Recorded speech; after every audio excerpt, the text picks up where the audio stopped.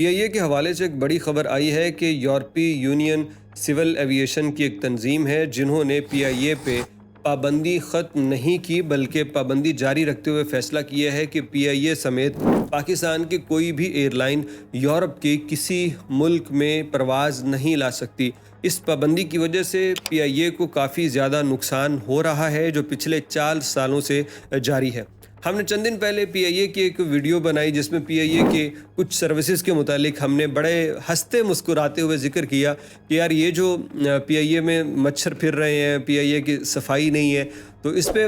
ہمیں بڑا سخت رد عمل دیکھنے کو ملا، خاص طور پہ فیس بک کے اوپر۔ لوگوں نے کہا کہ ملکی ایئر لائن ہے تو آپ اس کے اوپر ایسا کیوں کر رہے ہو؟ تو میں آج سوچ رہا ہوں کہ یہ جو 4 سال پہلے پاکستان کے اندر ایک واقعہ ہوا تھا تو کیا تب یاد نہیں آیا تھا کہ پاکستان کی قومی ایئر لائن کو تباہ کر دیا گیا، ایک بیان دے کے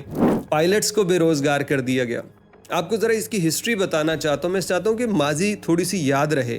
ہمارے جو 4 سال پہلے عمران خان کی حکومت میں وفاقی وزیر برائے ہوا بازی ہوا کرتے تھے جن کا نام غلام سرور خان تھا،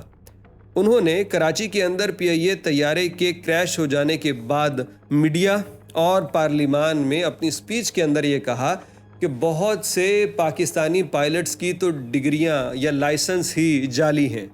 یہ بیان سامنے آنا تھا کہ ایویشن کی دنیا میں بھونچال برپا ہو گیا۔ غلام سرور خان کا یہ بیان کہ پاکستانی پائلٹس کے پاس تو سرٹیفکیٹ اور لائسنس ہی جعلی ہیں، تو پوری دنیا نے ایک تو PIA پہ اور دیگر پروازوں پہ پابندی لگا دی جو پاکستان سے تعلق رکھتی ہیں کہ یورپ میں یہ نہیں آ سکتی، اور دوسرا یہ ہوا کہ پاکستانی پائلٹس اور انجینئر اور سول ایویشن کے اہلکار جو دوسرے ملکوں میں کام کر رہے تھے ان کو نکالنا شروع کر دیا گیا، ان کی ڈگریاں، ان کے لائسنس دوبارہ سے اٹیسٹیشن کے لیے بھیج دیے گئے، تب تک ان کو معطل کر دیا گیا۔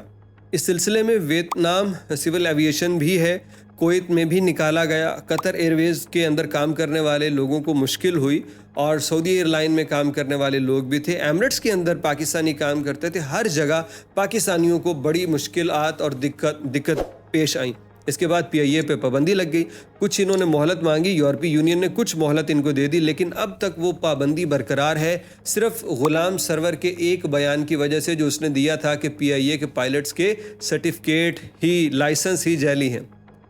تو میں سوچتا ہوں کہ میں نے تو بڑی مزاح میں ایک تنقید کی تھی PIA کے اوپر کہ اس کے اندر مچھر نظر آ رہے ہیں، تو بڑی ناگوار گزری۔ کیا غلام سرور خان صاحب کا یہ بیان آپ کو کبھی ناگوار نہیں گزرا، جن کی وجہ سے PIA پہ ایسی آفت آئی ہے کہ آج تک ابھی جو لیٹسٹ ان کا اجلاس ہوا اس میں بھی PIA سے پابندی اٹھائی نہیں گئی؟ اور بعد میں 1 سال کے بعد تقریباً غلام سرور کہتے ہیں کہ نہیں، میرے کہنے کا مطلب تو یوں تھا